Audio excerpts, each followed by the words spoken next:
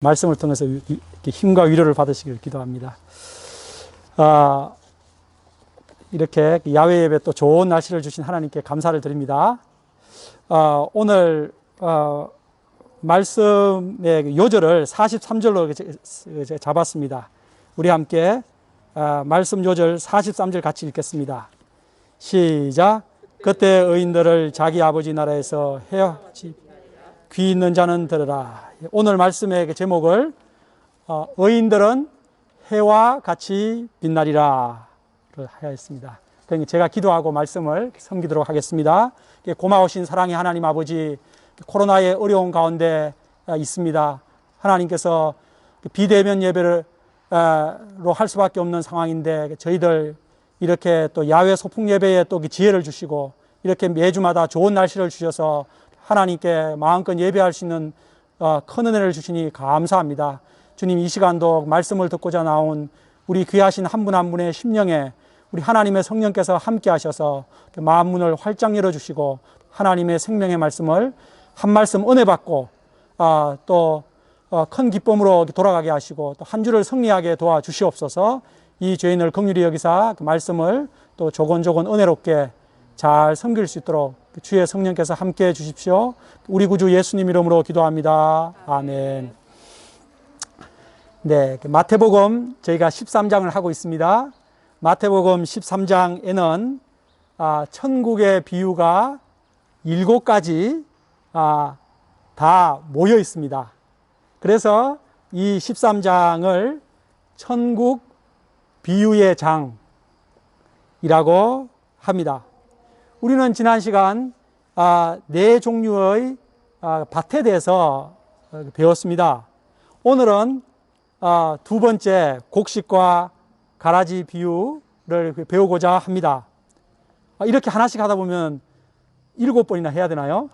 다음 주는 제가 3, 4, 5, 6, 7개, 5개를 한 번에 할 수 있기를 기도합니다. 메시지를 쓰다 보면 자꾸 하나님께서 은혜를 자꾸 주셔가지고 이렇게 진도를 빨리 못 나가겠네요. 오늘 말씀에서 24절로 30절은 가라지 비유이고 36절부터는 예수님의 해석입니다. 여기서 예수님은 세상에 존재하는 선과 악의 역사에 대해서 설명해 주십니다. 이 시간 말씀을 통해 세상 선과 악의 역사의 흐름에 대해 배울 수 있기를 기도합니다. 그리고 선으로 악을 이김으로써 하나님 나라에서 해와 같이 빛나시는 분들 다 되시기를 기도합니다. 어떤 사람이 좋은 씨를 밭에 가서 뿌렸습니다. 그런데 사람들이 잠들었을 때에 원수가 와서 곡식 밭에 가라지를 뿌리고 갔습니다. 가라지는 여러분 거기에 그림을 제가 사진을 캡처해 왔죠. 이거 가라지라고 첫 번째 동그라미가 있죠, 그죠?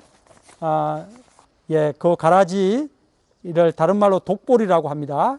오른쪽이 보리고요. 가장 오른쪽은 밀입니다. 크게 뭐 차이가 안 나 보이지 않습니까? 특히 이렇게 그 보리나 밀이 이삭이 패어가지고 머리를 숙이려고 할 때까지는 같이 파란색이기 때문에 거의 구분하기가 힘듭니다. 그러나 이제 이삭이 패면 그때부터 이제 가라지들은 계속해서 빳빳하게 서고 올라가고 이제 그 밀과 보리나 벼 이런 곡식들은 고개를 숙이기 때문에 이제 차이를 확연하게 구분할 수가 있게 되죠. 결실기가 다가오자 가라지들이 눈에 보이기 시작했습니다. 이에 종들이 의아해하며 주인에게 물었습니다. 주인님, 밭에 좋은 씨를 뿌리지 아니하셨습니까? 그런데 어디서 가라지들이 나왔습니까? 이에 주인이 원수가 그렇게 하였구나 라고 말씀해 주셨습니다. 그러자 종들이 다시 물었지요. 그러면 저희들이 가서 가라지들을 확 다 잡아 뽑아버릴까요? 곡식 사이에 가라지가 있다면 뽑아내는 것이 당연합니다. 이것을 김을 맨다, 논을 맨다, 또를 피를 뽑는다, 뭐 이런 다양한 말이 있죠. 그런데 주인의 대답이 의외였습니다. 가만두어라. 가라지 뽑다가 곡식까지 뽑을까 염려하노라. 둘 다 추수 때까지 함께 자라게 두라. 추수 때에 내가 추수꾼들에게 말하기를 가라지를 먼저 거두어 불사르게 단으로 묶고 곡식은 모아 곡간에 넣으라 하겠다. 여러분, 주인이 가라지를 뽑지 말라고 한 이유가 뭐였죠? 맞습니다. 그 이유는 단 하나, 곡식까지 뽑을까 염려하노라. 곡식 뽑힐까 염려한다는 것입니다. 아무리 노련한 농부라 하더라도 가라지를 뽑다 보면 그 같이 거의 붙어 있고 뿌리도 엉겨 있는 그 곡식도 어느 정도는 뽑히게 되어 있습니다. 시골에서 김을 매 보신 분들은 다 아실 것입니다. 일반적으로 세상의 농부들은 곡식을 일부 희생하더라도 가라지를 뽑는 쪽을 선택합니다. 그것이 소출을 더 높일 수 있는 길이기 때문입니다. 그런데 이 성경의 주인은 특별한 분이셨습니다. 이 주인은 비록 소출이 좀 줄어들더라도 곡식이 하나라도 뽑히기를 원하지 않았습니다. 가라지를 뽑을 수 없어서 뽑지 않은 것이 아니라 곡식을 너무도 소중하게 여겨서 가라지를 곡식과 함께 자라도록 내버려 두었습니다. 주인은 언제까지 내버려 두라고 하셨죠? 언제까지요? 추수 때까지. 네, 추수할 때 그때 가서 가라지는 불태우고 곡식은 곡간에 쌓겠다고 하셨습니다. 자, 이제 36절로 부터는 이 비유에 대한 예수님의 해석입니다. 제자들이 비유에 대한 설명을 질문하자 예수님께서 대답해 주신 내용입니다. 자, 하나씩 봅시다. 좋은 씨를 뿌린 그 농부는 누구이십니까? 인자라고 나와 있죠. 바로 예수님을 말하는 것입니다. 또 그 좋은 씨를 뿌린 그 밭은 세상이라고 했습니다. 세상. 그리고 좋은 씨앗은 무엇입니까? 천국의 아들들, 를 말합니다. 우리 믿는 신자들을 말합니다. 반면 가라지를 뿌리는 원수는 마귀입니다. 그리고 가라지는 악한 자의 아들들입니다. 그리고 추수 때는 세상 끝날이고 추수꾼은 천사들입니다. 자, 가라지를 거두어 불에 살라버리는 것 같이 세상 끝날에 인자가 천사들을 보내어 불법을 행하는 자들, 악인들을 거두어서 풀무불에 던져 넣습니다. 그러면 거기서 울며 이를 갈게 됩니다. 그러나 의인들은 자기 아버지 나라에서 해와 같이 빛나게 됩니다. 예수님은 들을 귀 있는 자는 들으라 하셨습니다. 이 말씀을 여러분은 깨닫고 계십니까? 자, 이상의 비유를 통해 많은 것을 배울 수 있는데 저는 그 중에 세 가지를 여러분과 나누고 싶습니다. 세 가지. 첫 번째, 세상은 선과 악이 공존하는 세상이라는 것입니다. 곡식과 가라지가 함께 자라도록 듯이 세상은 선과 악이 함께 공존한다는 것입니다. 세상 끝날까지 공존하는 것입니다. 인류에는 역사적으로 선과 악에 대한 논쟁을 많이 벌였습니다. 그 중에서 가장 첨예한 논쟁이 무엇이었는가 하면 왜 하나님이 있다면 세상에 악을 내버려 두는가? 그 주제였습니다. 미국의 한 여론조사 기관이 이런 설문을 했습니다. 여러분들이 이 설문에 한번 대답을 해 보십시오. 자, 설문을 제가 여쭤보겠습니다. 만약 당신이 하나님에게 딱 한 가지 질문을 던질 수 있고 하나님께서 그 질문에 반드시 대답을 해 주시겠다고 한다면 당신은 하나님께 무슨 질문을 하시겠습니까? 네, 우리 두영 무슨 질문을 하시겠습니까? 단 한 가지만입니다. 우리 젊은 청년들에게 물어볼까요? 야, 세안이는 무슨 질문을 하나님에게 단 한 가지만 질문할 수 있다면? 생각을 안 해봤어요. 예, 우리 일본어 센세 무슨 질문을 하나님께 해보고 싶습니까? 제가 이 세상에 살면서 하나님 원하시는 무엇인지, 왜 사명이 뭔지. 하나님, 제가 이 땅에 살면서 저의 사명이 무엇입니까? 라고, 야, 좋습니다. 예, 제가 위하여 살 수 있는 내 입장으로 네, 무엇을 할 수 있는 네, 무엇을 할 수, 평화상까지 못 가더라도 예, 노벨 평화상은 아니더라도 제가 무슨 사명을 이 땅에서 해야 합니까? 하나님을 기쁘게 할 수 있습니까?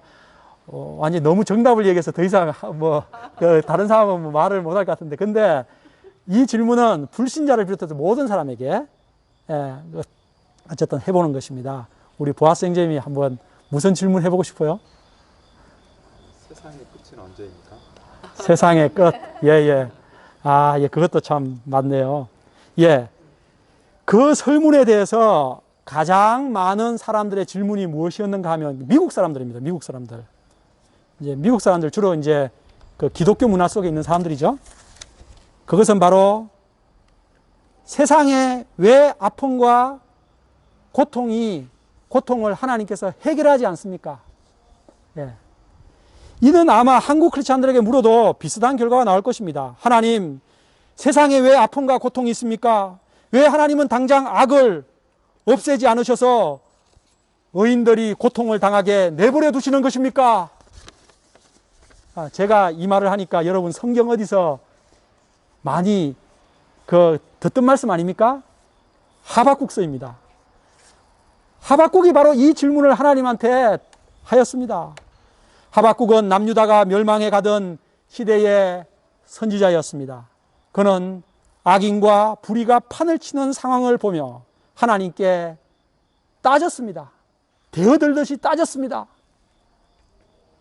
하나님은 공의로우신 분 아니십니까?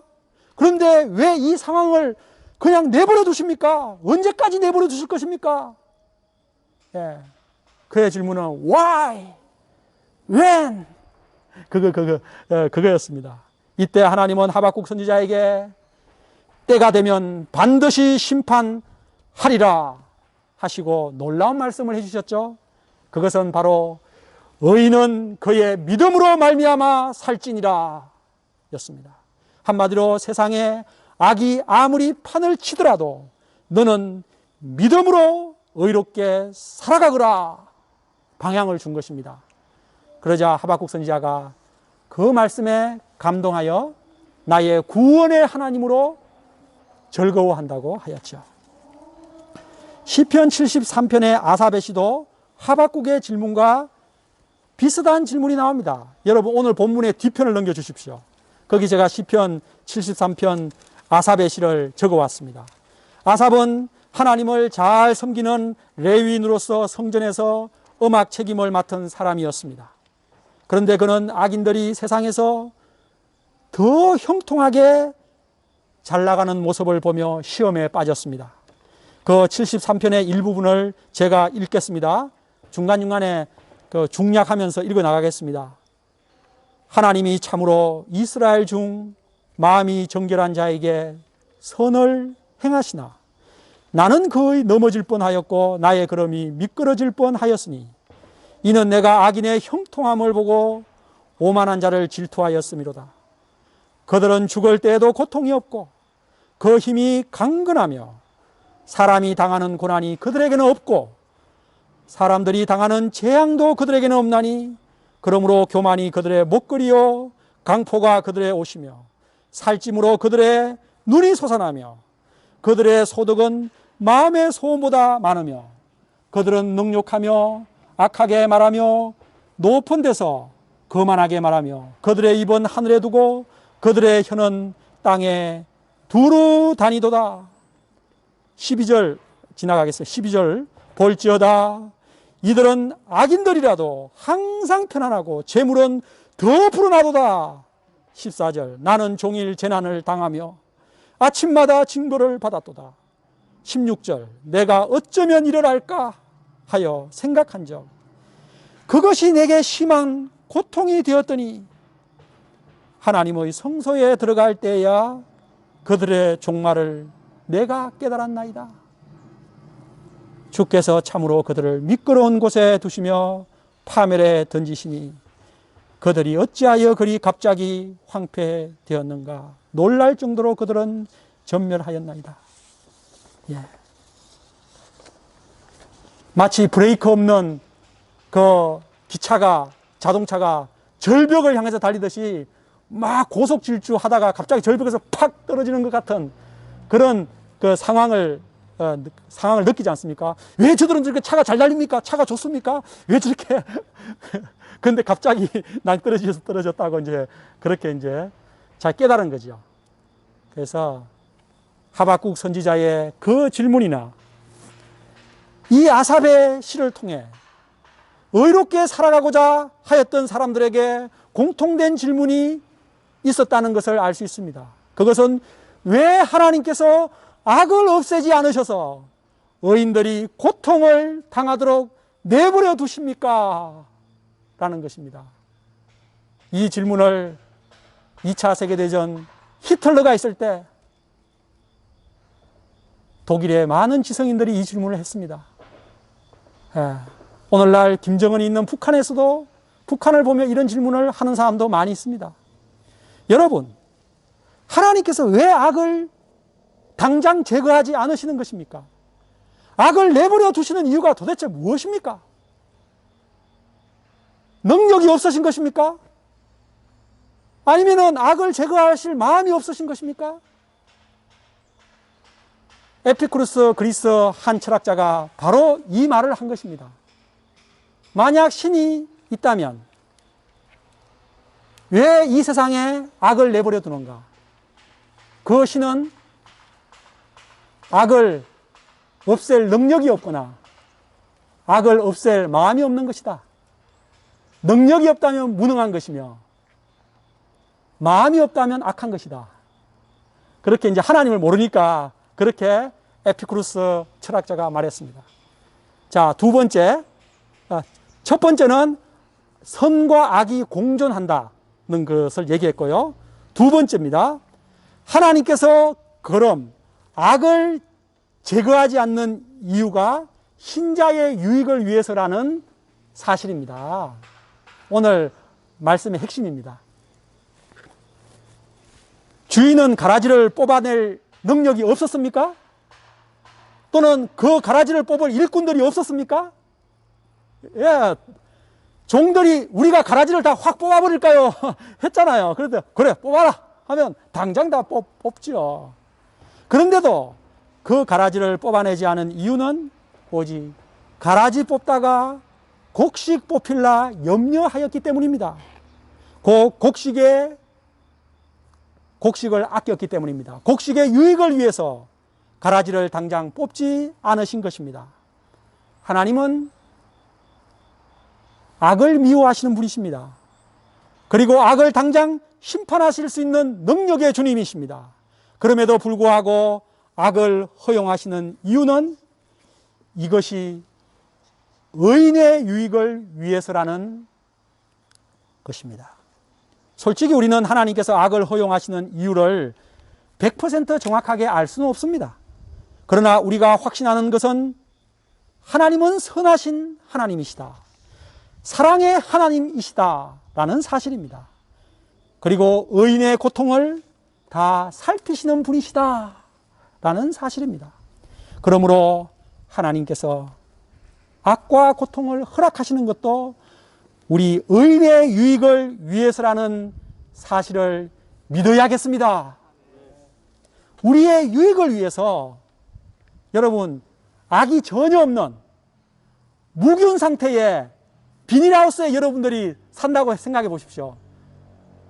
좋을 것 같지만 잘 생각해 보면 그것이 아니구나 라는 것을 아실 것입니다. 예를 들어 우리가 창세기의 요셉 이야기를 한번 생각해 봅시다. 그의 파란만장한 이야기를 읽을 때 얼마나 마음이 안타까운 사건들이 많습니까? 형들의 악행으로 노예로 팔려갈 때, 또 보디발 집에서 충성을 다했는데 그 보디발 여사님의 그 악행으로 감옥에 들어갈 때 우리는 요셉을 생각하면 눈물이 납니다. 왜 요셉이 그런 고통을 당하도록 하나님께서 내버려 두시는지 우리는 다 이해하지 못합니다. 요셉도 이해하지 못하였을 것입니다.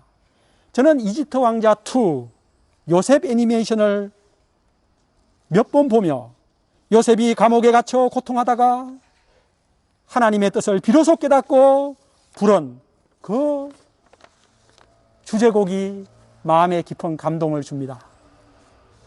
혹시 이집트 왕자 2 다항쟁 봤어요? 제가 보여드릴게요. 예, 혹시 안 보신 분 있으면 제가 보여드리겠습니다. 그 노래의 주제에 후렴이 이렇습니다. For you know better than I, you know the way I've let go, need to know why, for you know better than I. 예, 제가 영어 발음은 안 좋지만 무슨 뜻인지 대체로 이해는 되셨을 것입니다. You know better than I, the way. 요셉은 자신이 겪는 고난을 이해할 수 없어 고통하였지만 이제는 하나님께서 나의 갈 길을 나보다 더 잘 알고 계심을 믿기 때문에 하나님을 신뢰하겠다는 고백의 노래입니다.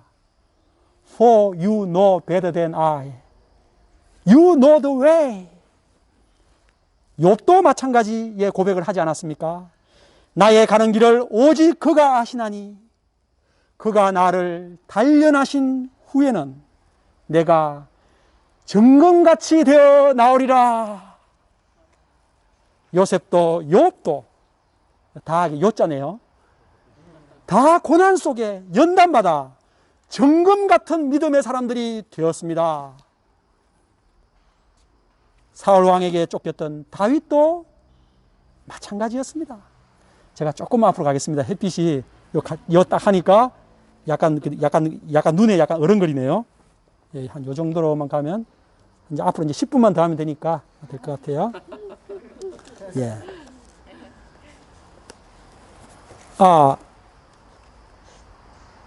하나님의 마음에 합한 소년 다윗을 죽이려는 그 사울 왕의 행동은 분명 악이었습니다. 악했습니다. 다윗은 자신을 죽이려는 그 악한 사울을 10년 이상 피해 다니며 어떨 때는 외국 왕 앞에 가서 미치광이 행세를 하며 침을 흘리고 거적대기에 몸을 비볐습니다. 그러나 하나님께서 그런 사울 왕의 악을 허용하심으로 다윗이 진정 하나님의 마음에 합한 사람, 메시아의 그림자 같은 인물이 되게 하셨습니다. 하나님은 당신의 자녀들의 유익을 위해서 고통을 허락하시는 줄 믿습니다. 고통을 허락하시되 자녀들이 고통당할 때 그 고통을 통과할 수 있도록 하나님은 붙잡아 주십니다. 하나님께서 붙잡아 주신다. 이것을 붙잡아서 인도해 주신다. 이것을 한 단어로 뭐라고 하는지 아세요? 예, 맞습니다. 견인. 하나님의 견인. 예, 여러분 차 고장나고 차 사고 나면은 견인차가 와서 딱 해가지고 쫙 끌고 가지죠, 그죠? 그래서 그 견인. 그래서 성도를 견인해 주신다. 그러므로 우리가 악인들로 인해 고난당할 때 하나님, 이 고난 피해가게 해주세요. 이 고통을 없애주세요. 라고 기도할 것이 아닙니다. 도리어 하나님, 이 고난을 통해 주실 유익을 믿습니다. 제가 이 고난을 잘 헤쳐나갈 수 있는 용기와 믿음을 주세요. 라고 기도해야겠습니다. 우리가 비록 악이 득세하는 세상에 살지만 그 악을 통해 우리를 연단하시고 하나님만을 의지하는 순금 같은 사람들로 빚으시는 하나님을 찬양합니다. 마지막 세 번째, 악에 대한 최후 심판은 반드시 있다는 것입니다. 네. 그날은 바로 최후 심판의 날, 예수님의 재림의 날, 인류 종말의 날입니다. 사람들은 세상 종말에 대해 자주 얘기합니다. 어떤 사람은 코로나를 겪으며 지구온난화의 위험을 느끼며 기후변화로 세상의 종말이 올 것이라고 경고합니다. 어떤 사람은 어느 날 갑자기 유성이 떨어져 지구가 충돌해서 멸망할 것이라고 말합니다. 어떤 사람은 우주인의 침공으로 지구의 종말이 올 것이라고 상상을 하기도 합니다. 요즘 좀비 영화가 하도 많이 나온 탓에 어떤 사람은 전염병이 인류를 멸망시킬 것으로 보기도 합니다. 그러나 성경은 세상의 마지막 날에 대해 뭐라고 말합니까? 우리 42에서 43절 그 마지막 거기 읽겠습니다. 인자가 시작. 인자가 그 천사들을 그들이 그 나라에서 모든 넘어지게 하는 것과 또 불법을 행하는 자들을 풀무불에 던지리니 거기서 이를 의인들은 자기 아버지 나라에서 그와 같이 지나리라. 귀 있는 자는 감사합니다. 악인들이 세상에서 잘 나가고 의인들이 반대로 고난을 당하는 것 같은 것은 중간 과정일 뿐이지 결코 결론이 아닙니다. 여러분, 결론까지 봐야 되는 것이죠. 모든 영화들 보면 중간에 악인들이 잘 되잖아요. 결론이 어떻게 되죠? 해피 엔딩이 됩니다. 결론은 악인에 대한 영원한 심판과 의인의 영원한 복락입니다. 그날 주님의 재림의 날, 예수님은 천사들을 보내어 불법을 행하는 악인들을 모두 거두어 풀무불에 던져 넣으십니다. 그곳은 영원한 고통의 장소입니다. 그곳에서 악인들은 이를 갈며 울며 이를 갈게 됩니다. 그러나 의인들은 그때에 하나님 아버지 나라에서 해와 같이 빛나게 됩니다. 오늘 아주 햇살이 좋습니다. 이처럼 빛나게 됩니다. 의인들의 특징은 다른 무엇보다 얼굴이 밝다는 것입니다. 얼굴에서 빛이 난다는 것입니다. 이것은 화장이나 성형으로 불가능한 것입니다. 예수님께서 높은 산에서 변형되셨을 때 그 얼굴이 해보다 더 빛나셨다고 했습니다. 이와 같이 의인들도 장차 해같이 빛나게 될 줄 믿습니다. 우리가 의롭게 살아야 되는 이유가 여기 있는 것입니다. 의인들은 장차 하나님 나라에서 사랑하는 주님과 함께 지극한 영광과 복락을 누리게 됩니다. 우리는 이상의 곡식과 가라지 비유를 통해 세상에 선과 악이 공존한다는 것을 배웠습니다. 그리고 왜 하나님께서 악인들을 당장 심판하지 않고 의인들이 고통당하는 것을 허락하시는지도 알게 되었습니다. 그것은 궁극적으로 우리들의 유익을 위해서입니다. 그러므로 우리가 세상에 악으로 인해 고통당하더라도 하나님의 견인해 주심을 믿고 잘 감당해 갈 수 있기를 기도합니다. 장차 아버지 나라에서 해와 같이 빛날 그 소망을 바라며 믿음으로 의인으로 살아갈 수 있기를 기도합니다. 로마서 8장 18절은 약속하고 있습니다. 생각하건대 현재의 고난은 장차 우리에게 나타날 영광과 좋게 비교할 수 없도다. 아멘. 저는 이 로마서 말씀만 생각하면 작년 가을 소천하신 제 어머님이 생각납니다. 이 로마서 말씀은 제 어머니께서 평소 가장 좋아하셨던 넘버원 말씀입니다. 제 어머니는 비록 초등학교 5학년밖에 나오지 못하셨지만 어린 시절부터 평생 교회를 다니시며 주님을 섬기셨습니다. 어머니는 믿음 있는 남편과 결혼하고자 결심하고 인내하시다가 24살에 3년을 인내하고 계속해서 선을 한 7번 이렇게 다 리젝트 하다가 결국 마침내 청년 집사님이셨던 지금의 아버지와 25, 24 이렇게 연년차인데 결혼하셔서 6남매를 낳으셨습니다. 제가 그 셋째며 장남입니다. 시골의 가난한 농사로 6남매를 키우셨던 어려움, 고부간의 갈등, 아버지와의 불화로 어머니는 많은 눈물을 흘리셨고 우울증을 앓기도 하셨습니다.